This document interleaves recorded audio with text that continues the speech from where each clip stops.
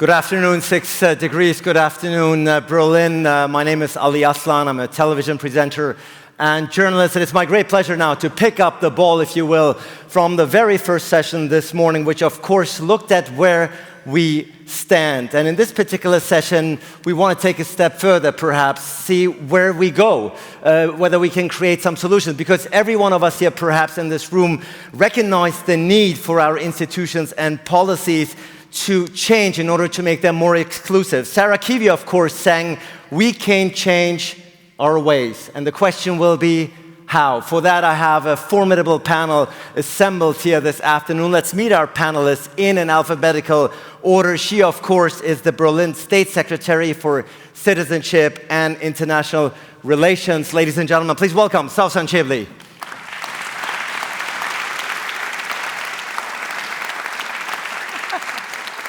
He is the Executive Director of Canadian Roots Exchange, which is a youth-led charity to shape the future of truth and reconciliation in Canada. Next FineDay, ladies and gentlemen, is here.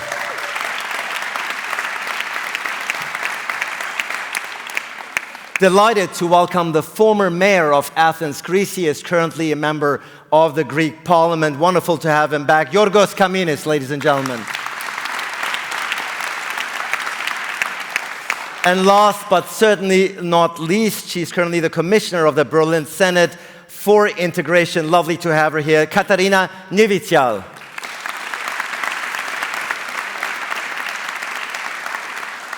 Sawsan, we're talking about systems to change. Let's get everyone, let's get the system here on check.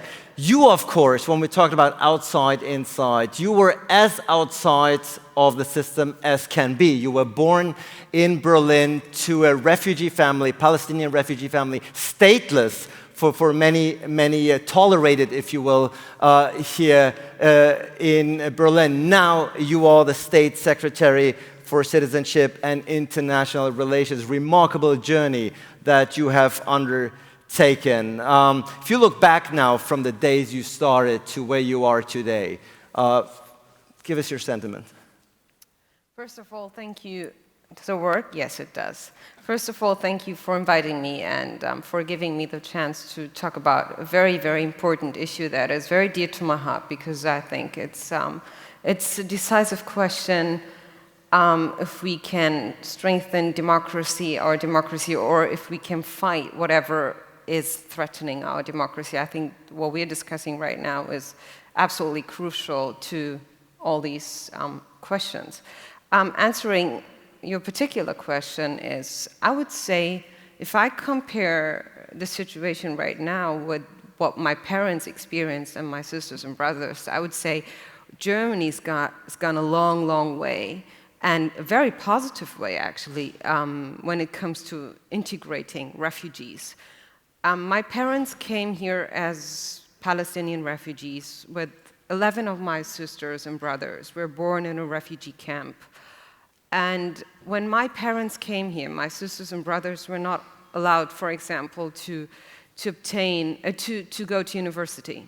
They were not allowed to do Abitur. My father was not allowed to work. He worked on an illegal basis.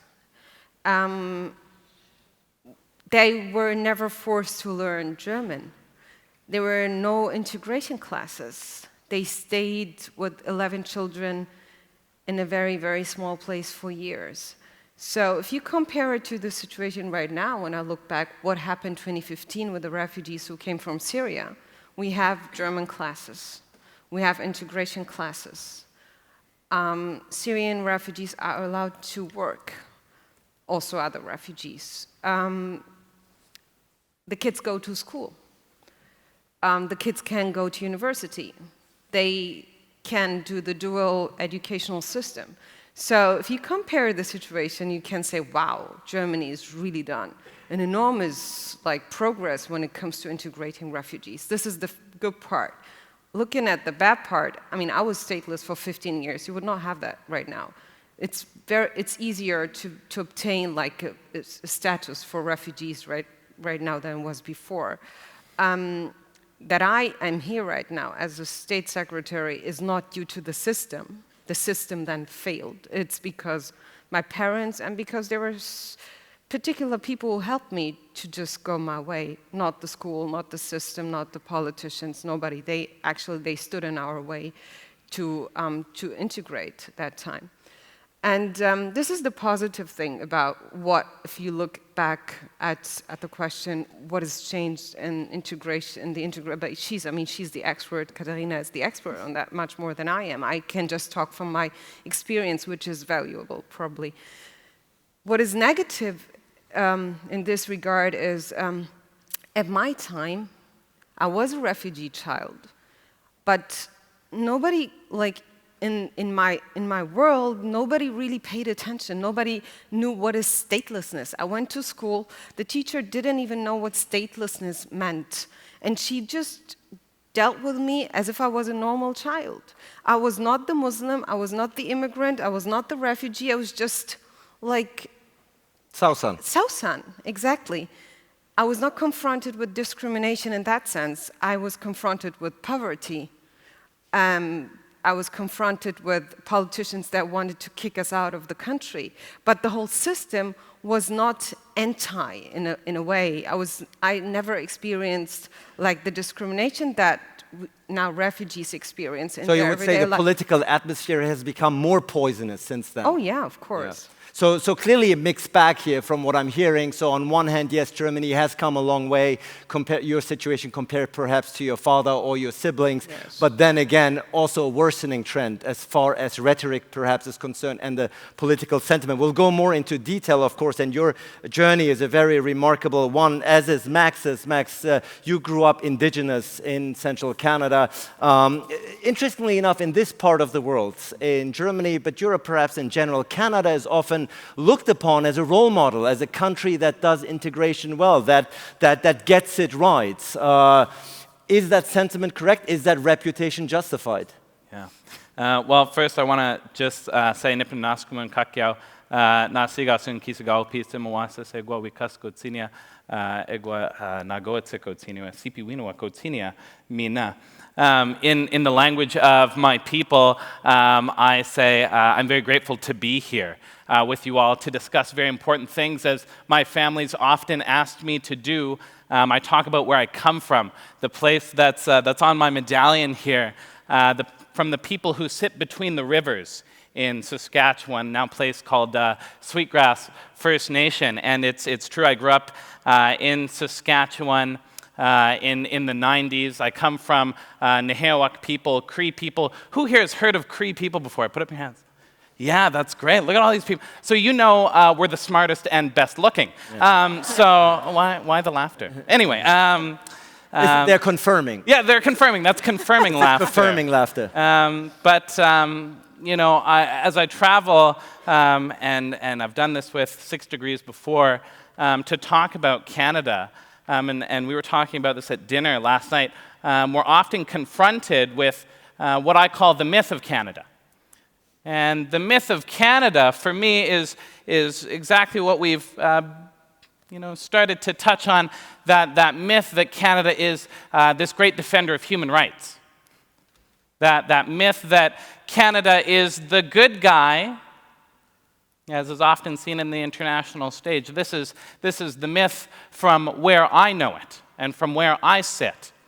You know, I recognize the duality that people have talked about in this room. Canada doing a great many things when it's come to migration, when it's come to citizenship, when it's come to accepting refugees within our borders. That is the story of Canada, where my people accepted refugees from places like Germany, from places across Europe with kindness, with the idea that we can live in a mutually beneficial arrangement, that my well-being as an indigenous person, as a Neheo, is connected to yours as newcomers.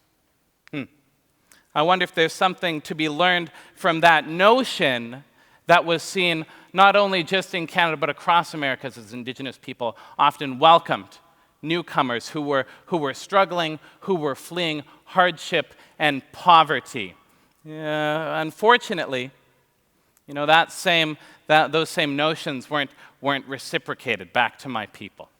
It's often talked of Canada being the great defender of human rights. Well, today, I can tell you that my people live in third world conditions. It was just recently that the United Nations Human Development Index listed Canada one of the best countries to live in the world. If you pull out those indices of housing and healthcare and infant mortality, all these sorts of statistics, and apply them just for Indigenous people, then we tumble down the list. We tumble from third, sometimes fifth, all the way to 71st. I think we are just ahead of Libya. Is that the Canada you know? Is that the Canada that you've heard of? To be Indigenous in this country at this time, in 2020, it comes with struggle as well as opportunity. In 1991, when I was born, I came from a father who was taken from his community in a very violent way, who was taken from his family at the age of 4 years old, who was told it was illegal to speak his language or practice his culture. It was unconscionable for him to be proud of who he was.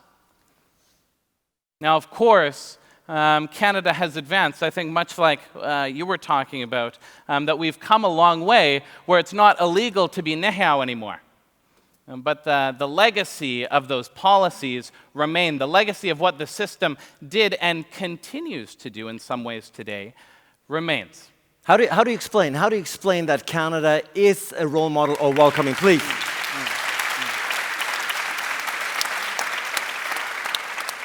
How do you explain that Canada does a good job, as you admitted yourself, with people who are coming in newly, and does a very poor job, according to the statistics and figures that you have just provided, with its own Indigenous community?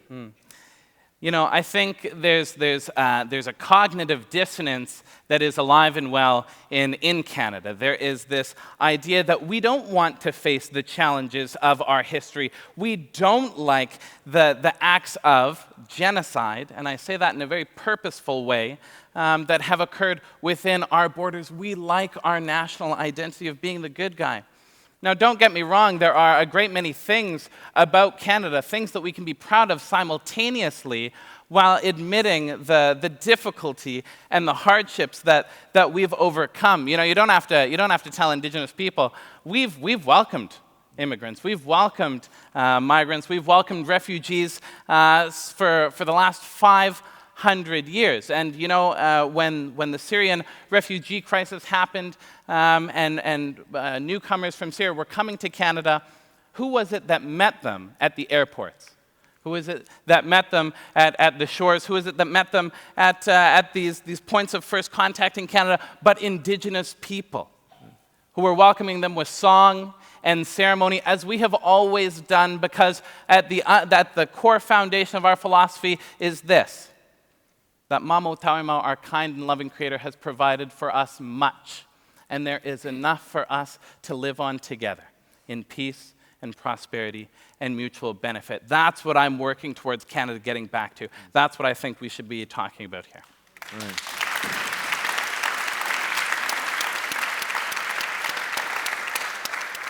Thank you so much, Max, for providing an insight into the plight and suffering of your people. Certainly, I'm sure a lot of people in the audience learned a lot. I did learn a lot. And indeed, we will now, of course, work our way into looking solutions. But before we do, Georgios, of course, you are former mayor of Athens, now a current member of parliament in Greece, a country that has been at the forefront of the refugee crisis. Give us a quick status quo. What is the mood like? What is the atmosphere like in Greece these days? Well, it's still a situation of crisis. Since 2015, we have thousands of people stranded, 40,000 people stranded in 5 islands close to Turkey. They cannot come to the mainland, because if they come to the mainland, then those people who have not received asylum we will not be able to send them back to Turkey. And there is a very tense situation there. So, but at the same time, you realize, because I heard what you said, that the issue of inclusion is a continuous fight, as is democracy. It's never granted.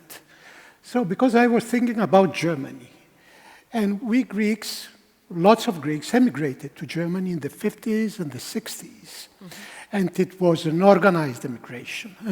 People were received here, they already had a job before arriving here. And you see that even now, when you have massive, unorganized arrivals of refugees or migrants or anything, still the problem exists. So at the same time, Germany has done many things, and now we're still on the same discussion. Because in my case, in the case of Greece, we are latecomers. In Greek, there is only one word. It's the word migration. And migration always meant emigration.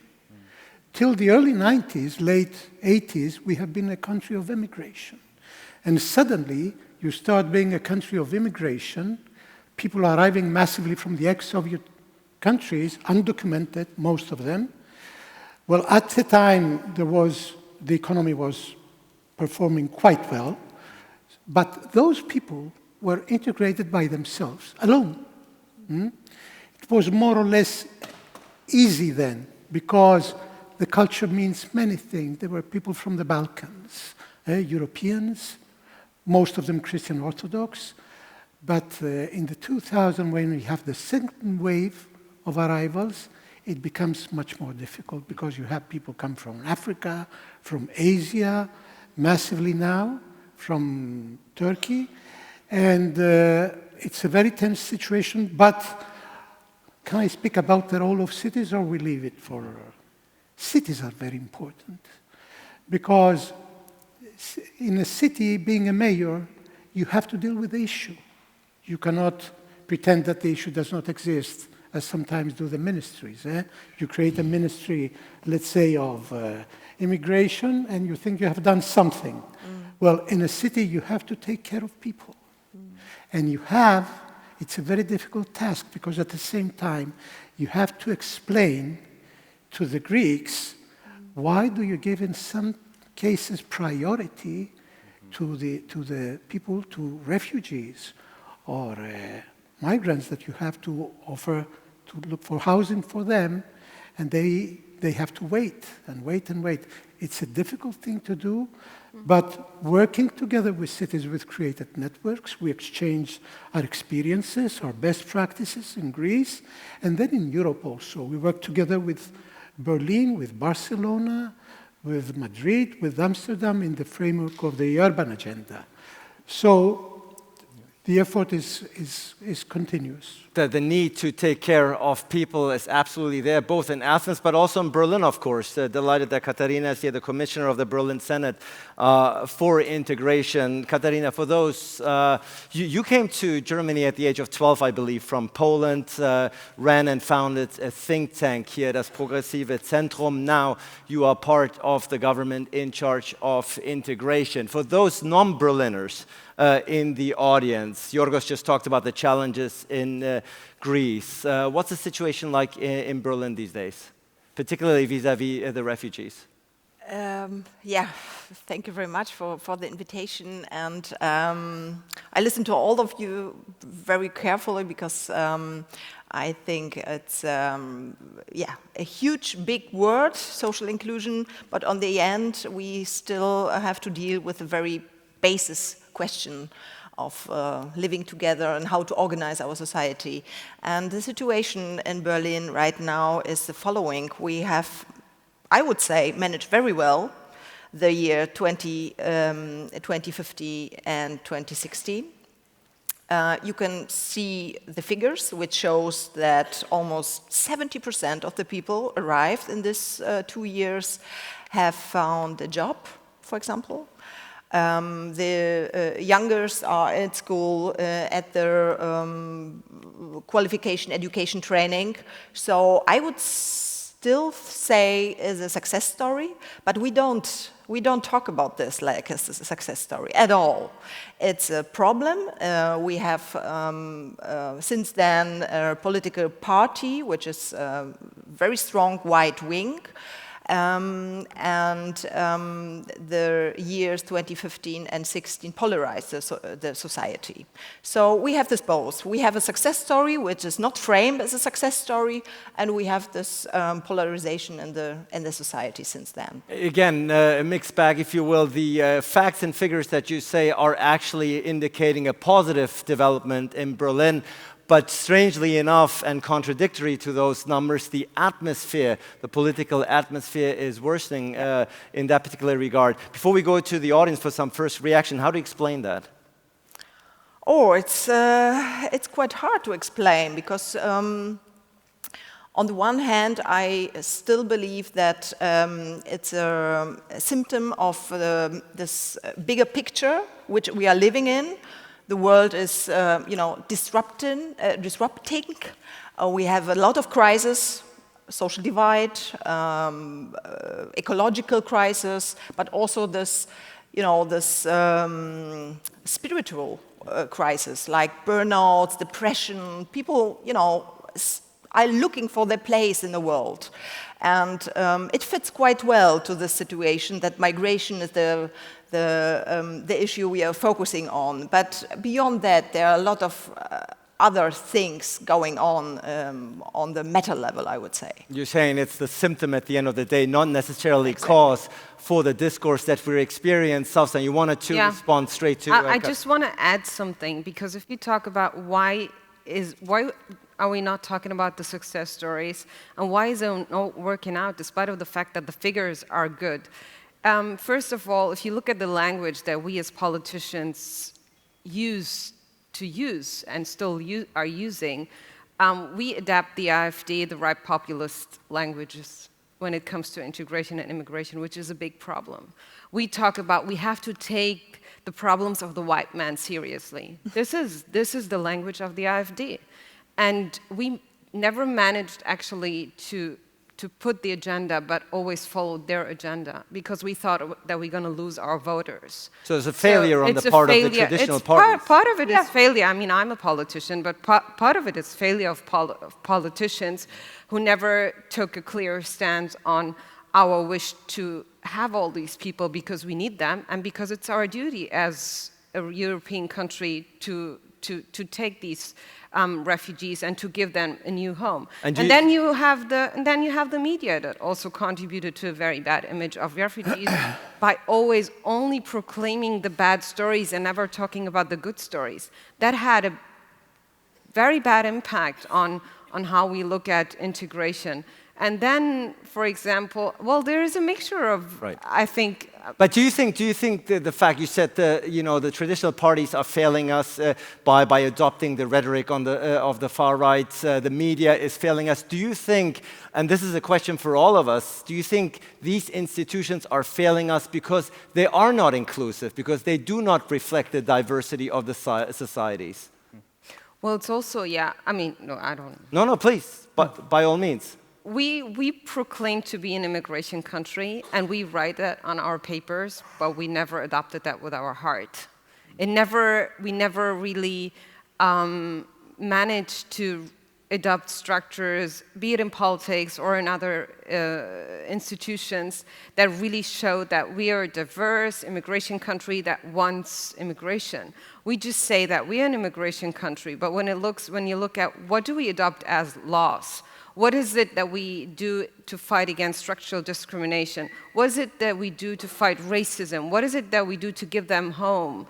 Like, what is it that we do to make them feel home, these refugees or the immigrations? What we see on the contrary is, when you look at the third and the fourth generation of immigrants, they are starting to even feel less German than my generation used to feel, like the second generation. So we are experiencing a big backlash when it comes to identity building, being really a strong immigration country that is not only written on a paper, but in reality is an immigration country? 6 Degrees, of course, is a very interactive format. I want you to chime in. We're already in the midst of the debate about the need to reform institutions to make them more diverse in order for them to reflect the true societies. If I get first reactions to what we're saying, please raise your hands. This is an open debate. This is not about, I think we have the first one. Let's see. I'm going to throw this to you. Okay, I'll try anyway, and then perhaps you can pass it on to the next. There you go. Good. Please introduce yourself. Hi, my name is Ash Bacchus Clark. I am a scientist and artist, kind of interested in the conversation around immigration and, I guess, being an expat. I recently moved to Berlin from the US. And I'm curious, just as a Black person, how these conversations around immigration of people of the African diaspora also fit within this context, especially in Germany. Sorry. Whew, It's all good. I know, it's like with a microphone in your hand, you're like, what am I saying? But anyway, I'm wondering, yeah, just if any of you guys have any sort of insight into how we can continue having these conversations because they're important, but also, like, how are we integrating, you know, African and sort of the global South's point of view into them as well. Right.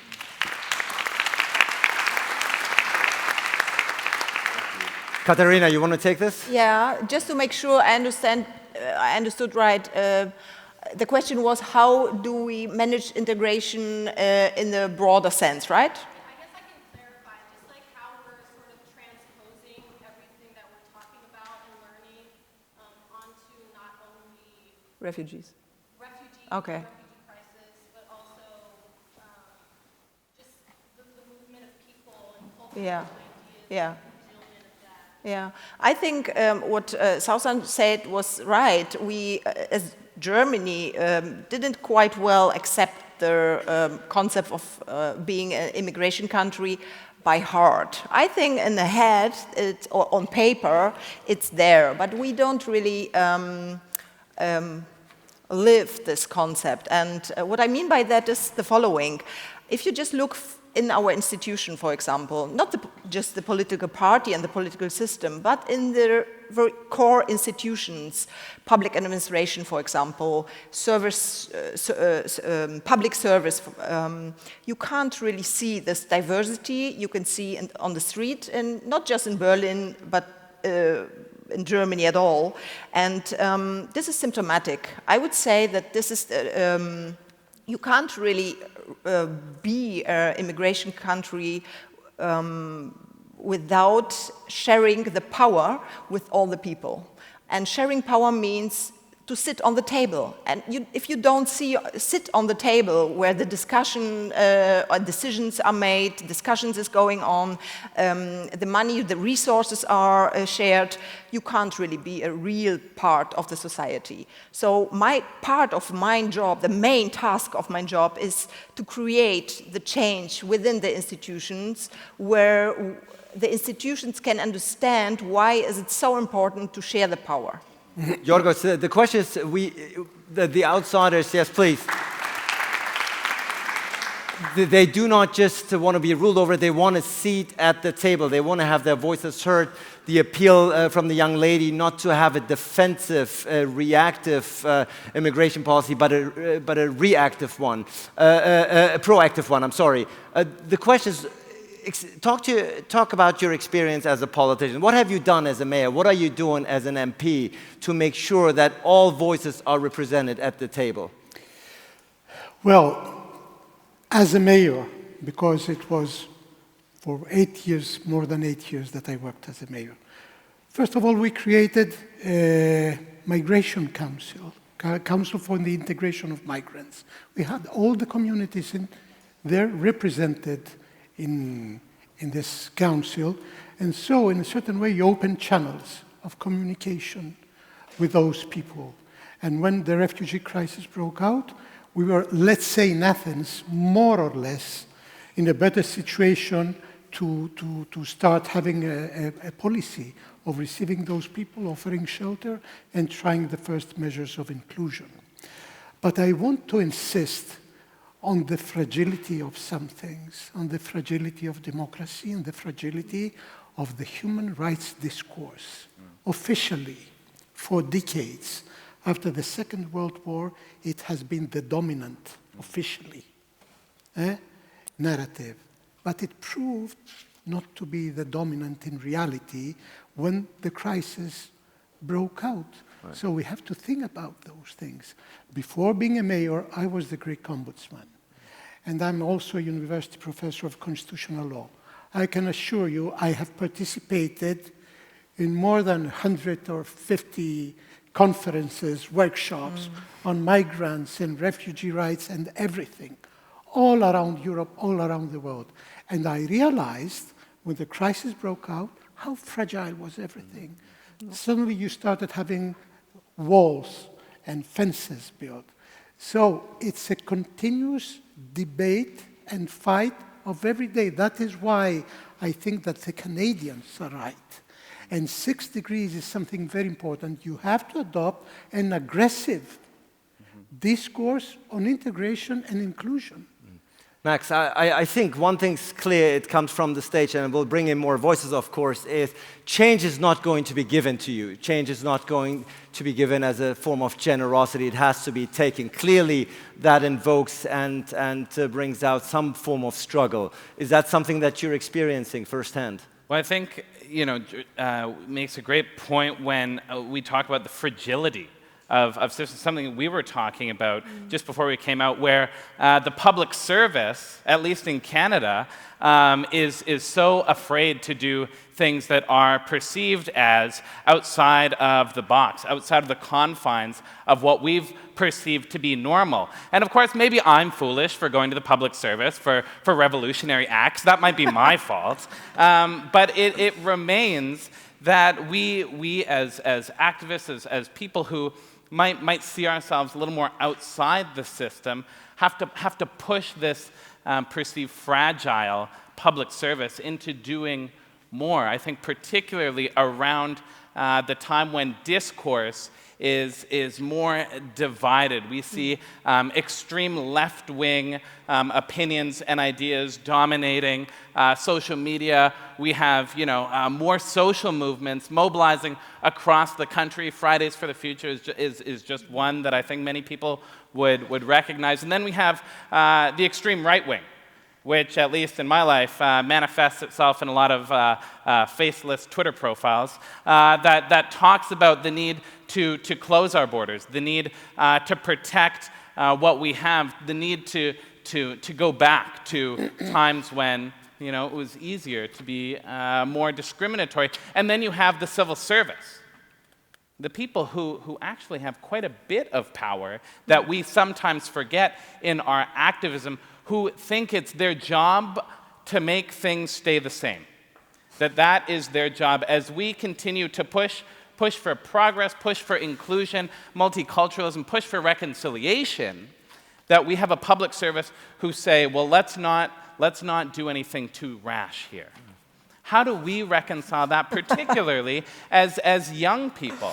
I'd love to ask the room, young people, let's say 35 and under, how many of you have participated in a protest or a demonstration or some act of similar discourse? I want to see some hands. Yeah. How many of you have thought about the way in which our systems are structured and who actually has power? Has anybody done research into those things? So a few less I'm seeing. I think that speaks volumes to who has power, we obviously want power. Those of us who have participated in those demonstrations, I think I'd encourage us, particularly young people, to think about how power is structured and how we get it. Sawsan, I think many of the words that Max told us must ring very true for your case in Germany, the government as well. Come on, change, yes, but not that quickly, one step at a time, sort of putting on the brakes rather than accelerating the process. I see Katharina is already picking up some notes here as we speak. You don't need to coordinate your answers. That's fine. You know, this is a free and open society. But the fact is, as someone, and we started to talk about your own biography, someone who was on the outside, now very much on the inside. Talk about that tension between those outside and inside, you know, those who want to get inside and influence the decision-making process. You know, we have to bridge that gap. How? It's very important. If we don't bridge it, we're all lost. How? If you just, yeah, how? I can tell you. When I became state secretary, I wanted to initiate a project called Farbenbekennen. It was about giving refugees a platform to show actually how they contribute to society, because we never see these pictures. We don't have these positive stories told in media. And I just thought that it would be good to give them a platform and to show like the millions or thousands of stories that we have. My people, first of all, they thought, whoa, what's she doing? I mean, this was not on our portfolio. We never spoke about refugees in this. I'm not responsible. It's not, we have another department that is responsible for refugees.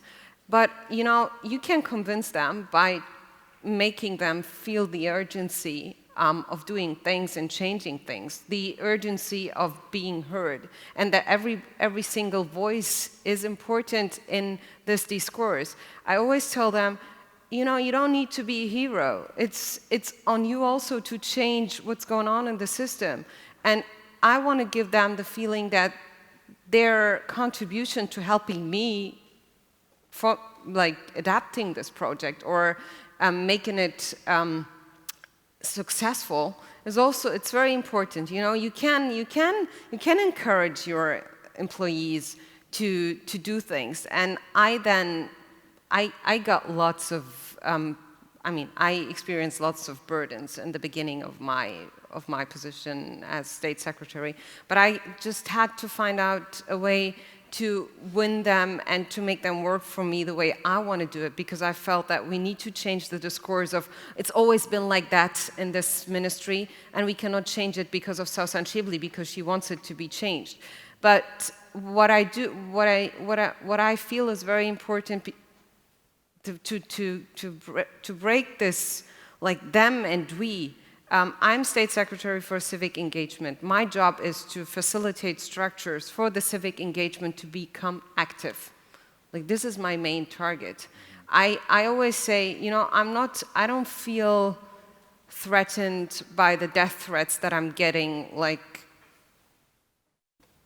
not on a daily basis, but many of them. I rather feel threatened by people who stand by the sidelines and do not raise their voice. So my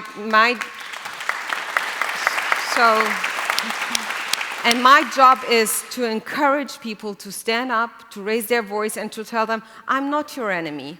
If you regard me as your enemy, we're all lost. I need you. I need you to fight this fight with me. Democracy is at risk, like by the right-wing populists. If we don't stand together and fight for it, it's bad for all. Fascinating account into the inside workings about someone trying to change the system, bring in new impulses and experiencing stiff resistance at the end of the day. Therefore, rightfully being applauded, your leadership here and your insistence in making and bringing about this change. Let's bring in some more voices. Yeah, my name is Imran Khan, and I am working and living in Berlin. The stories which you brought from your personal account, living and being born in a refugee camp, and you think that things have changed. Unfortunately, I have worked briefly for a refugee camp in Munich. The things are not quite changed. I think it's not as fancy as you may think it is. Still, there are many people who are stuck for 5, 6 years. They have never heard back. They are still scared. They cannot work. They are confined to the refugee center only. They cannot travel even to the other cities. And then there is this divide between you. The German state is making a category within the refugees. One is that Afghans have to be deported back. They have to go back, but Syrian has to stay. I wonder, where is this misinformation coming from? Who is telling you that Afghanistan is safe?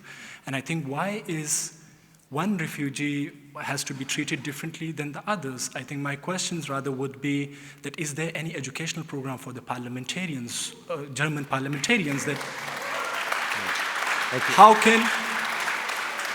Thank you. I travel a lot to Afghanistan for my work, and I see that the German soldiers are still in Afghanistan, and you think in Germany that Afghanistan is safe. How can these two rhetorics fit together? Thank you. Thank you so much. Katerina.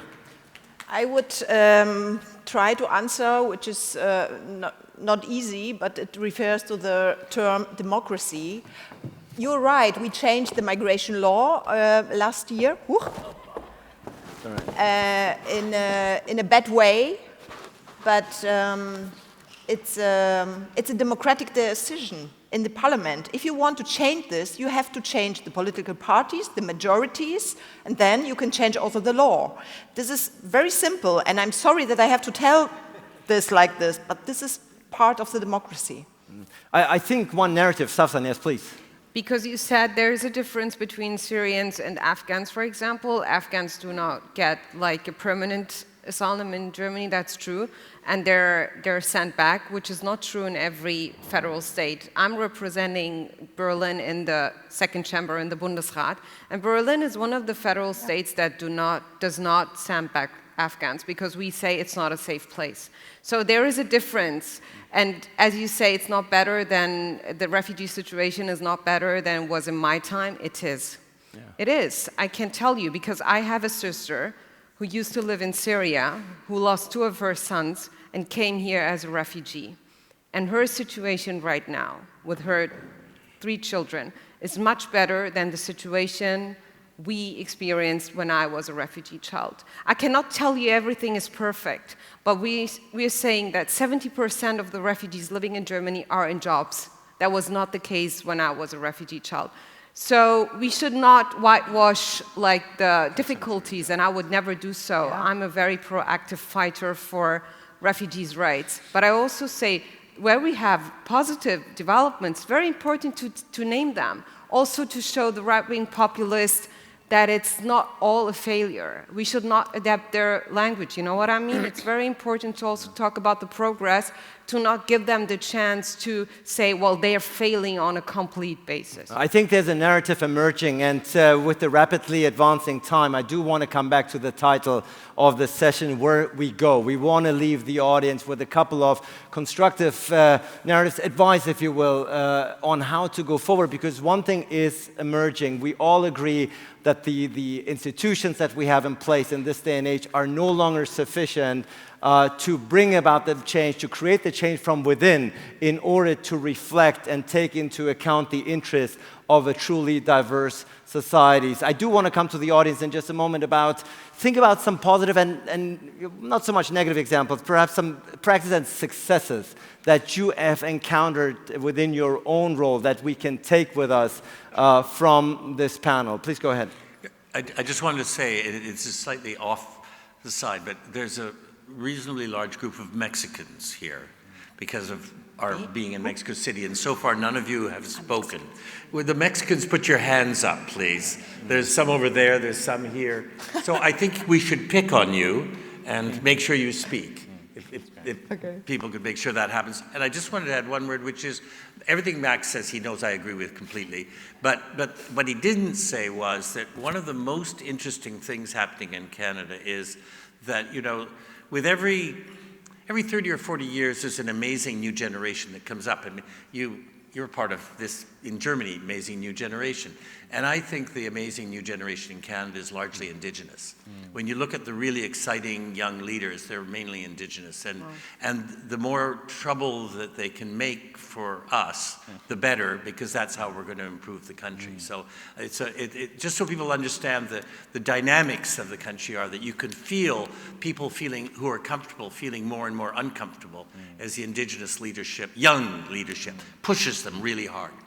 And Max very much at the forefront of this initiative. No, for certain. And of course, we do want Mexican voices. We want all voices involved here in this particular debate. Again, being mindful of the time. Let's come up with best practices and successes that have led to change. If you can share personal accounts, that would be very much appreciated. So we stay on topic. Go ahead. The pressure is on. So good. My question goes to Sawsan. I don't know if I pronounce it. Sawsan, it's all good. Sawsan, yeah. You raised a very interesting topic. I'm doing my PhD research on statelessness, and I'm focusing on stateless women. When I started my research 3 years ago, my supervisor told me, here in Berlin, he told me, statelessness does not exist. It's a Western propaganda. So as you know, as someone who came here as a stateless child and as a girl, statelessness is the lowest level in all this discussion we're having. You know, there is refugees, there is asylum seekers, Absolutely. there's migrants, there's statelessness. Now I can tell you from my research and from the research of UN Women, we're having almost 10 million stateless people, and of these, 70% are women and girls. That's a very big risk. So how are you using your position to raise awareness on the dangers and risks of statelessness, especially to women and children?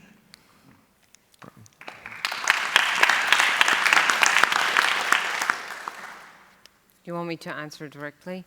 To be honest, I'm not focusing that much on statelessness in my work only. I rather focus on a bigger question on how to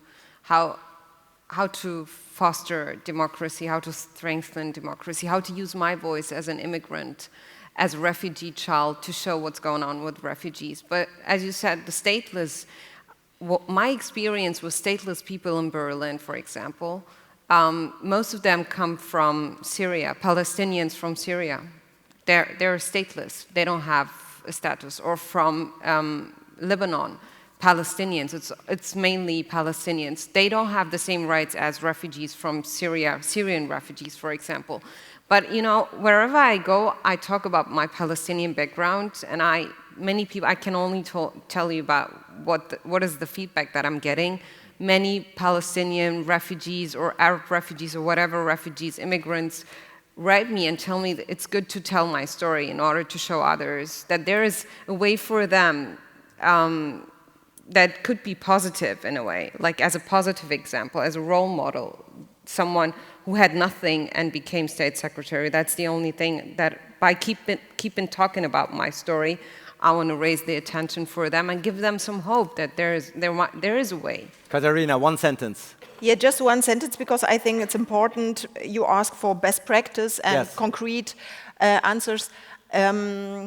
My job and my office is not just dealing with the advocacy of the migration issues, but also to deliver practical service, for example, for people like law counseling, legal counseling, especially for people which are stateless.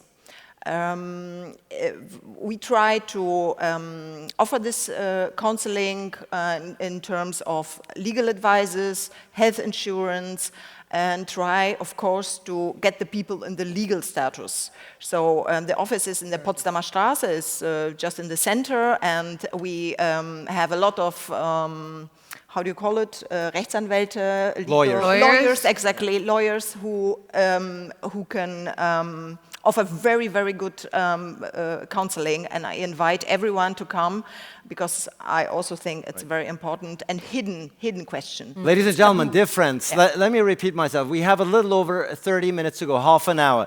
We're looking for best practices and success stories that help us all, you know, take with us from this conversation and implicate it then into our daily work. And I see already many, many hands up. So the quicker we can squeeze them in, the better. Thank you. Just not from Mexico, from Ecuador, but yeah, from Latin America. And some Close of the enough. Best practices we have. I used to be director of citizen participation for the municipality in Quito, the capital. And in 2016, a local law was reformed to require at least 70, out of the 60% of direct investment budget has to go through participatory budgeting in the municipality. But this law was reformed so that at least 10% of that budget goes strictly to social programs or projects. The thing is that we had to engage with the local communities through local assemblies for them to propose certain projects with a social focus, and then upon decision by them, they were vote, and then the municipality the next year of those voted upon would do the job. I think what was important about the practice is first, that there was a local democratic decision to actually require the municipality to engage in social programs and projects, and not just infrastructure like roads or houses or public spaces, but also social projects. And I think what's important, and many people working for the municipality or for like these institutions do not necessarily agree with, because they were the ones holding power and not necessarily wanting to let the local civic voices be heard, is that we need to acknowledge as bureaucrats that most of these ideas actually come from the people, and they are the ones that know how to implement them. We as bureaucrats only are the space and have the institutions and the money, but it's not actually our money, it's their money. So I think to keep this in mind is very important, especially if we are engaged in bureaucratic institutions. I was going to ask you to toss it, but I see she's already have a microphone. So go ahead. So what are some of the best practices and success stories that you want to share? Yes, I'll try to be brief. My name is Lena Ruther. I'm here with the Expert Council of German Foundations on Integration and Migration. Sorry, long name, SVR. And we are doing a research project currently, amongst others focusing on the discretion of local actors. Actors are focusing on the integration into vocational education of newcomers who've come to Germany and other countries in the last 5 years. And what I find extremely important to consider is the discretion, so Ermessensspielräume for Germans, of the stakeholders in local administration, in schools, in companies, and people need to be aware that the discretion is there, and these people locally should be supported on how to use this discretion for strengthening the rights of newcomers. And I think this should really be considered, because there will always be discretion locally, and this should be targeted on different areas. So one best practice is, for example, I can't say the city, otherwise I might get in trouble, but there's communes who really stand up to other communes and other districts in their federal state, even though they get in trouble because they're being too liberal. Or they stand up towards their interior ministry in their federal state. But also there's single teachers and single stakeholders using their discretion and standing up until they get in trouble because they try too hard. Right. So use the discretion. Right, thank you so much. Now, second, go ahead. And by the way, for the panel, I will throw it back to you, of course. You will get a chance to respond once we have amassed a critical mass. So do take good notes. My neighbor from Mexico wanted to say something, so am I allowed to? Right. Yeah. I like it. But this lady is going to go first, okay. And go ahead. Yeah. No, she already has it. Okay, hi, Rachel Clark from the Storytelling Arena. First of all, I work nationwide as a refugee coordinator on different projects, and I just wanted to say there's huge differences regionally. In Bavaria, it's so much more difficult to work, do work in refugee homes than it is in Berlin, for example. And maybe there should be a best practice exchange between the regions and see what really makes the biggest social difference.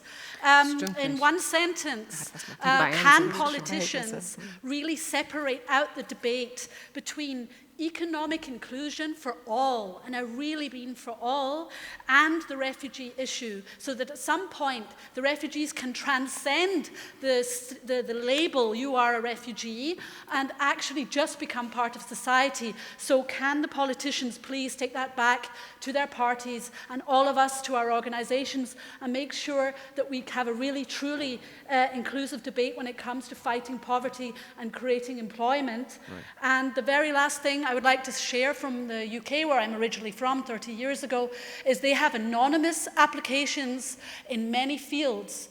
They have anonymous applications for jobs, and we really need it also in flat hunting, because it was the young case of the Vietnamese guy, really good job. He applied twice, once in his own name and once in a German name, and he was invited as a German to see the flat, and the other time he was told there's no more flat viewings. Georgios, So we need anonymity. I want to bring you in here, this discussion, a couple of points that you have heard, of course, as a politician. Yes, I'm going to insist on the importance of the local level, local policies. Well, I remember now that we started a project financed by the European Union, project called Curing the Limbo, because you have those people waiting there for months or years, even to be granted asylum, and they do nothing. So you have to bring those people together, in the community. So what happens is that during the crisis, we had many groups of citizens in Athens, appearing and trying to do things for the community, for the neighborhood. Why? Because the personnel of the administration was decimated. Many people were obliged to leave, to lose their jobs. So we had citizens intervening. So the main idea of the project is to bring refugees in limbo together with these active citizens, do things for the neighborhood, and at the same time, you give them free lessons of Greek from the university and an incentive to find a home, etc. And it's working quite well. From where I'm standing, I'm seeing more hands up than I have time. So I'm trying to accommodate as many of you. I can already tell you it'll be unrealistic to get everyone involved. But you will be more than helpful if you keep your comments brief, so the more we can take in. Please go ahead. I'm sorry. We're going by the order. Hey, okay, I'm gonna try to be brief. I'm moving a little bit the story to my side. I'm from Mexico. My name is Ines. And there's obviously this situation between Mexico and our big neighbor in the north, the United States. And I mean, most of the people in the country, they move out for better opportunities, but also because of the violence crisis that is being lived in our country. Right now, every day, there's 11 women that are being killed in Mexico. It's terrific. People, they leave because they don't feel safe in their homes anymore. And I hear a lot the United States talking about how to stop it, how to deport them, how to deal with it from the inside, but then I think they should also realize to what extent they are participating in this violence happening and how they are the ones that actually sell all of the weapons to the cartels in Mexico, how they are the first drug consumers in the world, and as long as they keep consuming this amount of drugs, this amount of drug market is going to still happen in my country.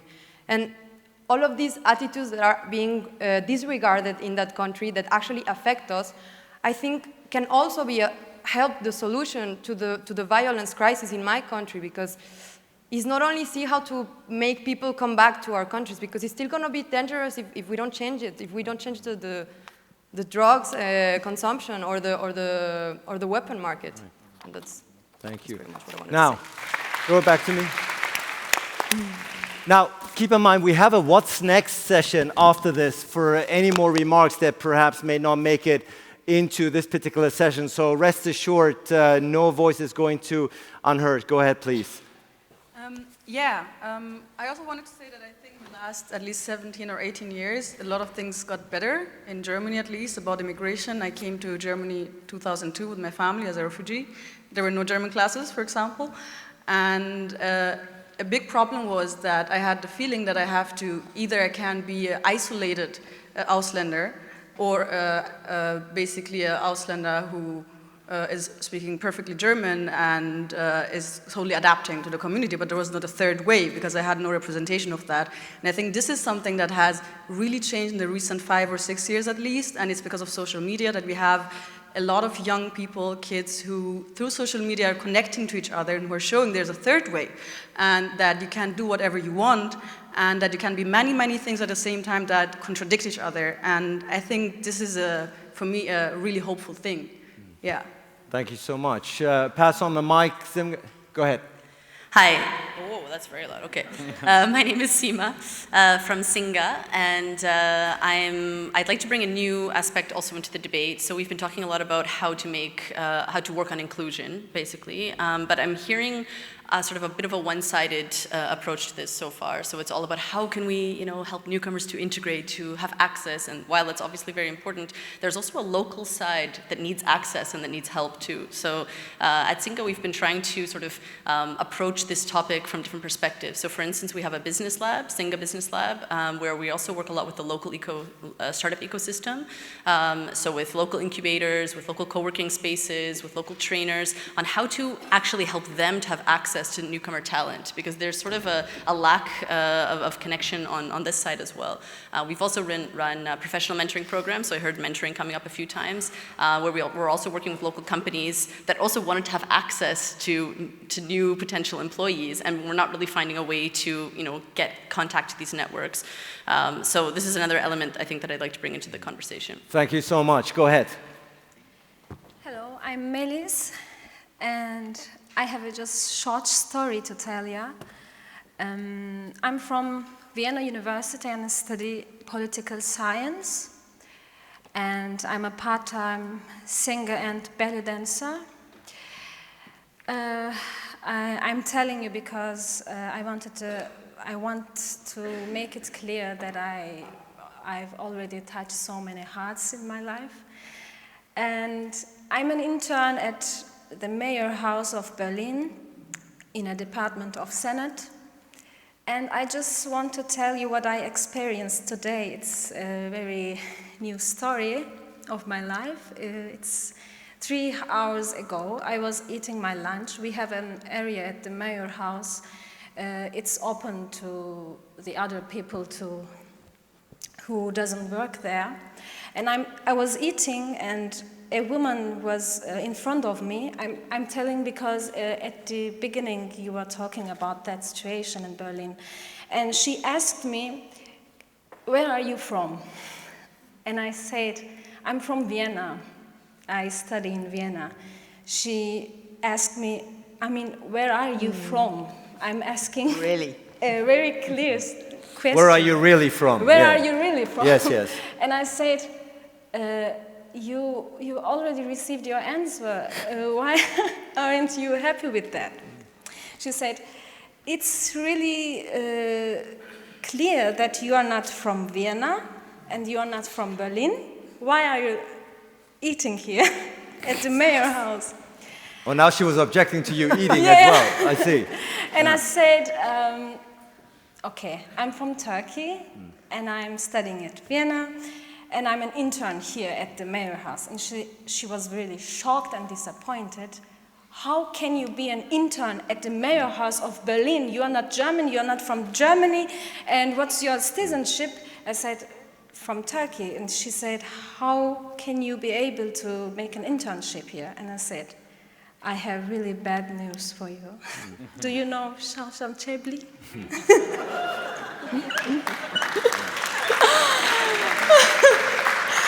And she said, no, I don't know her. I don't work here. I'm just eating here. Yeah. I said, yeah. Sawsan Chebli is the head of my department, who gave me that right and chance and opportunity to make an internship here. You have to be proud that a woman like her, you have to read about her at Google.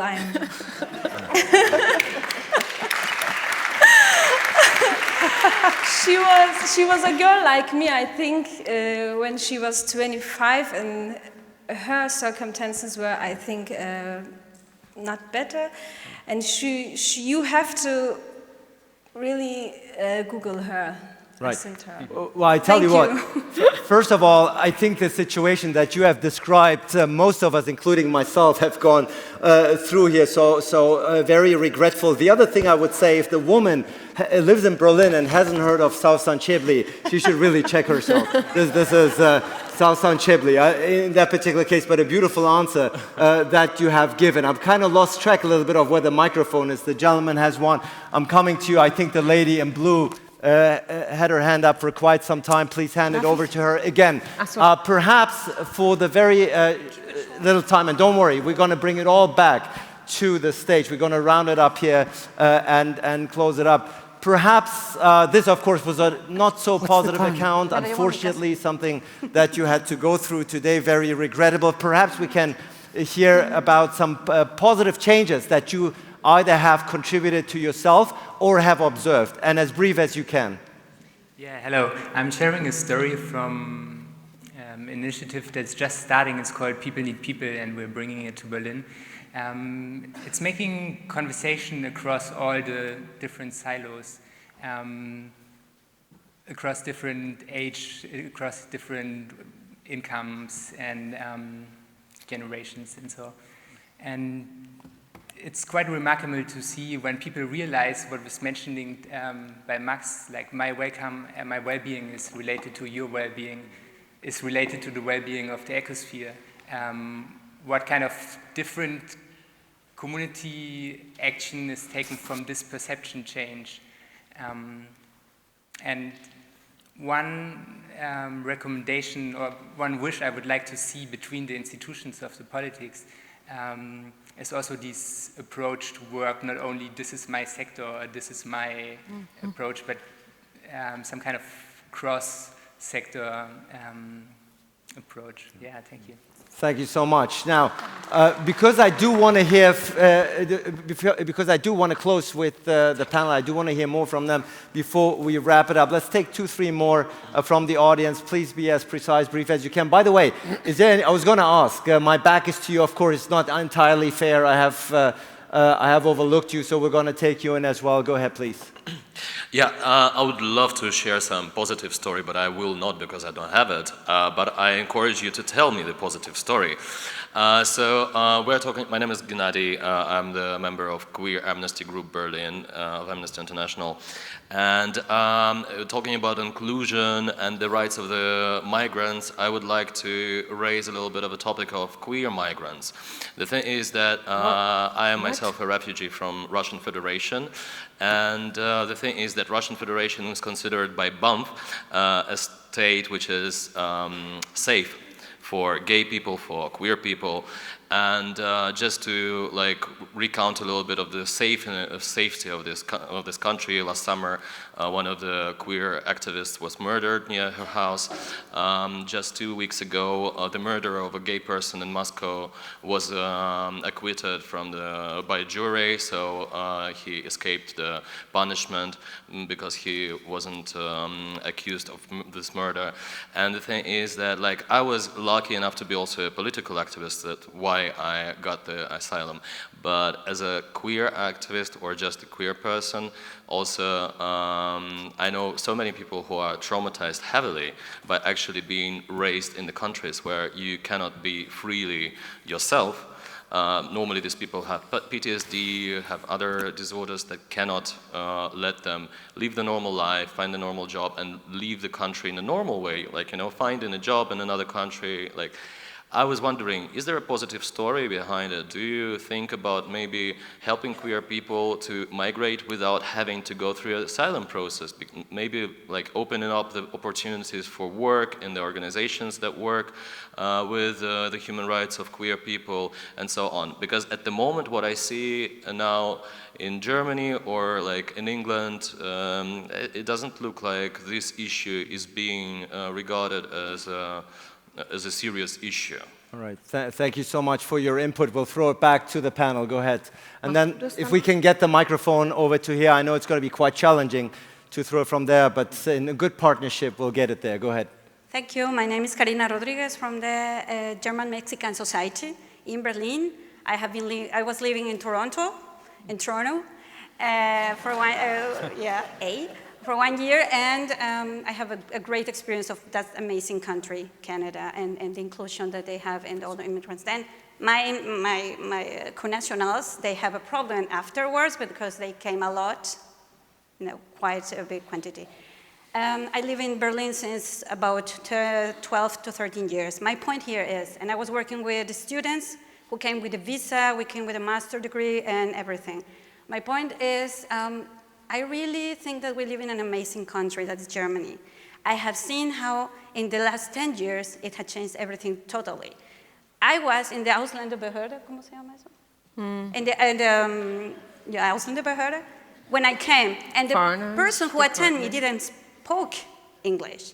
And the lady couldn't understand my English, they couldn't understand my German, And I was really disappointed. No worries. I came afterwards with my words, and then I'm here. My point is that afterwards, we were doing that visit with students that we have from another countries from Latin America.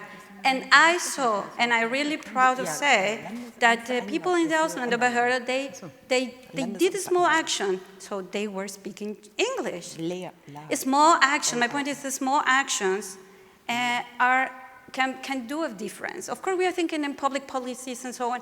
Of course, that is a big, big deal that the German or the governments around the world are doing. But if they start small, could be a bigger difference.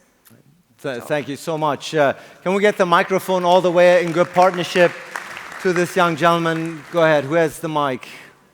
Here, I'm Cecilia, and I'm from Brazil. I have a good practice to share with you, also about related to queer people, despite the fact that we are a country really homophobic, and it's not really good to be LGBTQ in Brazil, but we have a good practice made by the Labour Party in Brazil. It was it is a public policy called the Transcidadania or Citizenship, and it tries to integrate transgender people, do it in a way with recognition of their gender identities, and maybe also with matriculation again in schools, and trying to prepare them better for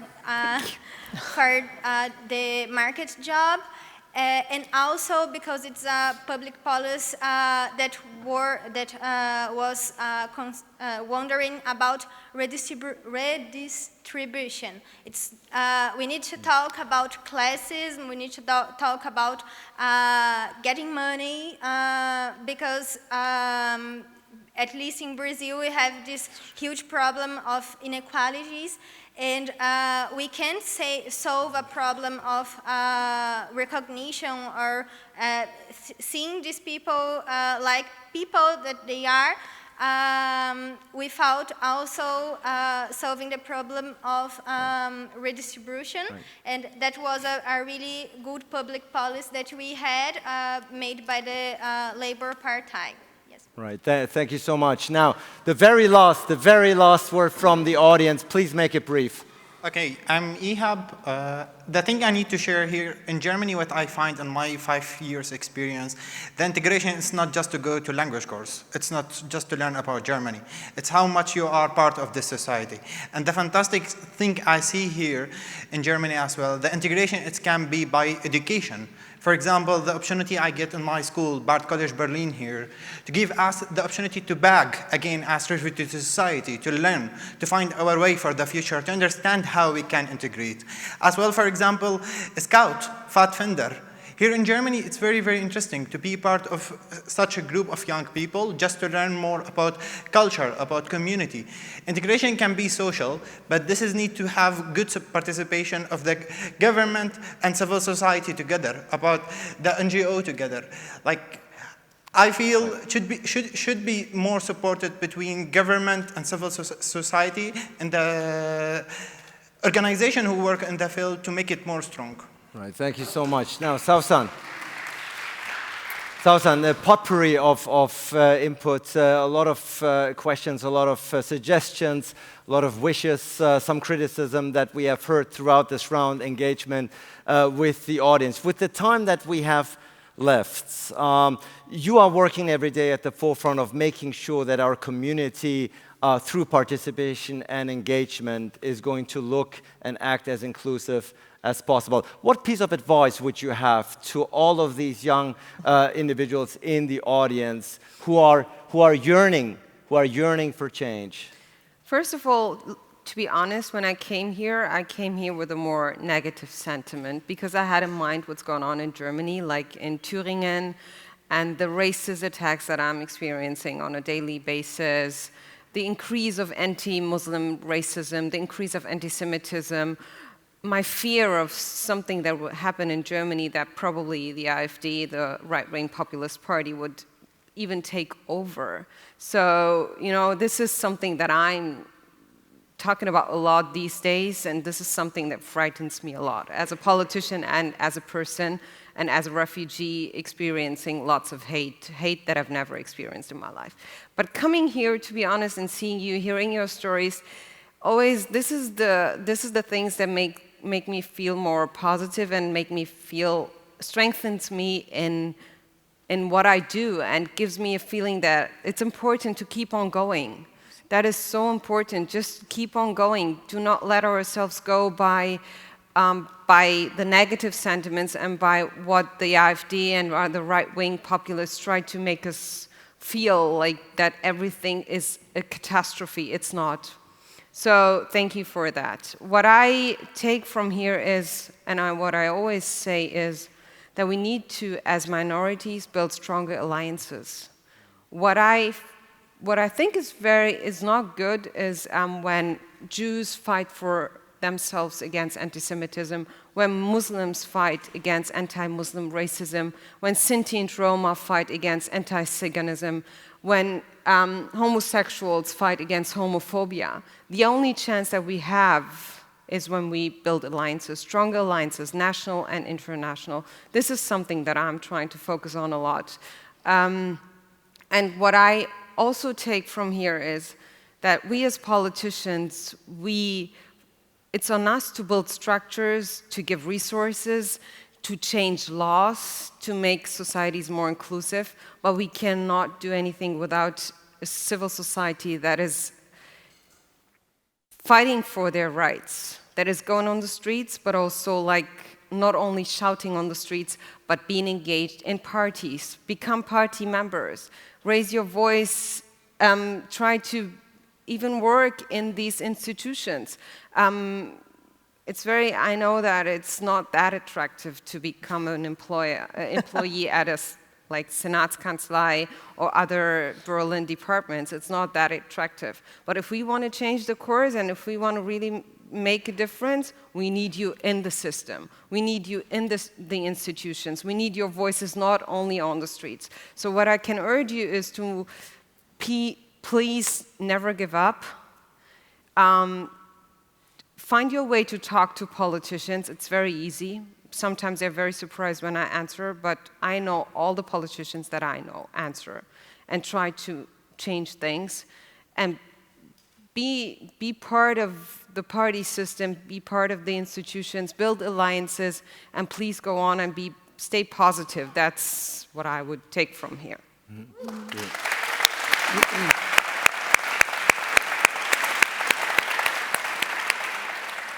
Georgios. I fully agree, because, you know, with politics, it can become a vicious circle.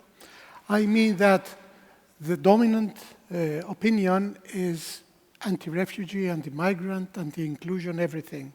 So the politician, or many politicians, have their main concern is to get re-elected. So they follow the mainstream thinking. So it depends upon the minorities, all those people, to become very active, to involve themselves in the political life, because whether we like it or not, civil society must be there, but at the same time, the fight is given in the institutions. It's there that give the fight, and this must be dominant, because for the time being, at least in my country, people who are advocate of, you know, the rights of migrants and refugees, we are a small minority, and sometimes we are seen as eccentric people, as an eccentricity, as a, you know, as a bizarre phenomenon. And that's not, that must change, and it depends upon the people who are really interested about that. Both of you as politicians have spoken about your concern for the current poisonous political atmosphere. Before I go to Katarina and Max, are you still both hopeful, though, as someone who are in power, who are in charge, who do have responsibility? When you wake up in the morning, are you hopeful that we will get through this critical time? Well, I am hopeful for only one reason, let's say. This continent, I'm speaking about Europe, is an aging continent of old people. We need refugees. When you speak with Canadians, I was speaking with Yasser yesterday, and what he told me is that we are a big country, Canada, with very few people. Isn't it so? So we need this vital force of people coming because it's an aging continent and it will not survive unless we have new people arriving and bringing all the, innovation spirit, participating. We need fresh blood. Sawsan, we need fresh blood. At the end of the day, give us your sense about how optimistic are you that we in Germany right now, for those who are not from here, we are really have been shaken in the past few weeks, if not months. Historically, context perhaps even so. What gives you hope? I'm forced to be positive. There is no alternative. So as a Katarina, by default, politicians have to be optimistic, otherwise they wouldn't be able to do their job. How about you? The same, actually the same. I mean, we are in the middle of the big, huge transformation, and the core question is how to manage this, the change. I'm also very much with you by seeing this audience here, which also das Progressive Zentrum, which I was in my former life directed, is cooperating, because I think it's very good to have this idea of bonding and networking and people with which are with us in this fight. Because sometimes we think it's a bubble, I think it's not a bubble. It's a very, very strengthening feeling that we have going home and taking all these ideas and this positive influence with us to the work. I will. And you do on a daily basis, and for that we thank you. Max, I guess you couldn't do what you do without being optimistic. I mean, your institution, your charity is bringing young people together in order to shape the future for better. Is there any piece of advice, any words of wisdom that you would share with the audience before we leave here? Yeah, no, I think this has been an incredible conversation. The last thing I want to end off with, because I think the world could learn a whole lot from Indigenous people, is talk about the clan system. And in many Indigenous nations, the clan system dictates your role in society. It dictates what you're good at. It dictates what you do for the betterment of people. We talked about the roles of people. You talk about asking the people in this room to get involved, to seek the path of civil servantry, which I think is a noble and worthy cause. To be a part of a clan means to know your purpose. I think too often our movement of inclusion, of liberalism, of those who seek better equality, these sorts of things, turn away from power. We cede that opportunity too often to our opponents. To seek power is a worthy and noble cause as long as it is for the betterment of all people. To talk about solidarity with the LGBTQ community, to talk about how we must all address anti-blackness, to talk about Islamophobia and the ending of it. These sorts of things are noble and worthwhile causes. Not all of us can work in the civil servantry. Not all of us can demonstrate in the streets. That's not our clan. I would urge all of you to reflect on what is the best way that you can contribute to the community. Talk about how you cannot cede and surrender power to our opponents. In fact, in an age of increasing division, increasing siloing, talking about this right-wing party you have here in Germany, the people who vote for them are not monsters. They're your neighbors. This is lessons that I've learned in Canada with people who I disagree with. They're our family. They are our friends.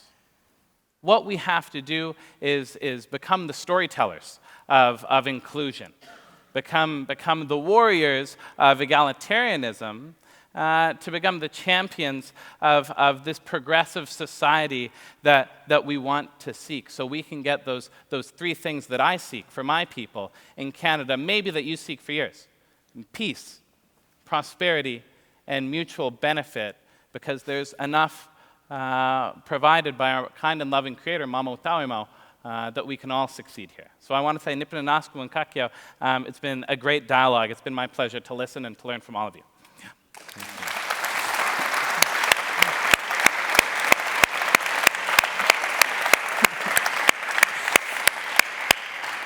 Beautiful and powerful words to end on. To my Canadian friends, please make sure, please help so that we can make Max FineDay your next Prime Minister. I think no.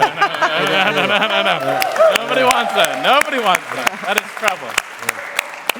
Ladies and gentlemen, I hope we have left you with a sense of optimism, but we all know, all the five of us here on stage, but certainly you in the audience know there's still a lot of work to be done. This change is not going to come overnight, as those who work and fight at the forefront on a daily basis know very well. This is many steps, bit by bit, but as Georgios said yourself, the time perhaps and demography is on our side. And honestly, when I listen to someone like Max, when I see Katarina, when I see and listen to Sawsan, but also Georgios, I'm actually fairly optimistic about what is awaiting us. Sawsan, Chebli, Max FineDay, Georgios Kaminis, Katarina Nivechal, this is your applause. Thank you so much.